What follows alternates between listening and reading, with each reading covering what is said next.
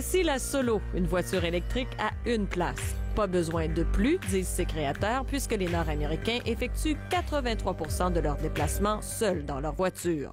We really see the Solo as the Volkswagen Beetle of 2018. Le vice-président de l'entreprise fondée à Vancouver en 2015 n'hésite pas à comparer l'arrivée de la Solo sur le marché à celle de la populaire Beetle de Volkswagen. Une voiture abordable et accessible à tous, précise-t-il. La Solo se vend 19 000 $ et son design a de quoi faire tourner les têtes sur son chemin. Vous avez bien vu, cette voiture a 3 roues. Driving this car feels like nothing else I've ever driven. Everybody that sees us, they're interested in the car, asking questions. Some people are making fun of us, asking why we're driving around in a shoe, where's the rest of it. Des 25 Solos construites jusqu'à maintenant, Matthew Green a acheté la toute première qui a véritablement pris la route il y a 10 mois. Il s'en sert pour effectuer les livraisons de son restaurant.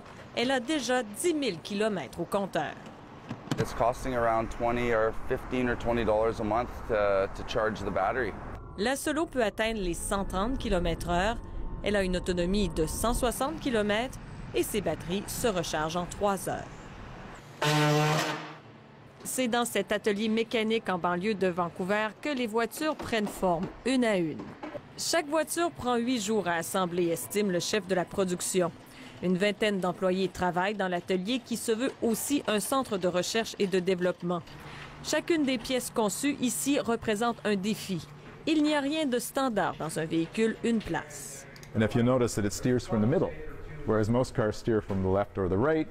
Le système de direction, par exemple, a dû être pensé autrement. Il ne peut pas se trouver à droite ou à gauche comme dans les véhicules conventionnels. Il doit se trouver au milieu.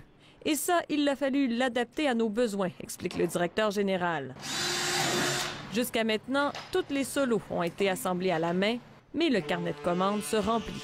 We have over 21,000 reservations. Il y a plus de 20 000 consommateurs qui ont effectué une réservation. Ça ne représente pas nécessairement des ventes, mais l'entreprise se prépare tout de même à répondre à la demande. Pour augmenter son rythme de production, le constructeur doit sortir des frontières de la Colombie-Britannique. Electra Mechanica a conclu des partenariats avec 2 fabricants chinois. Après quoi, la jeune compagnie veut se concentrer sur son deuxième modèle, une version de luxe, à 2 places et à 4 roues, que l'on a nommé la Tofino. Le prototype est en plein développement. On prévoit la sortie de ce deuxième véhicule en 2019. Ici Valérie Gamache, Radio-Canada, Vancouver.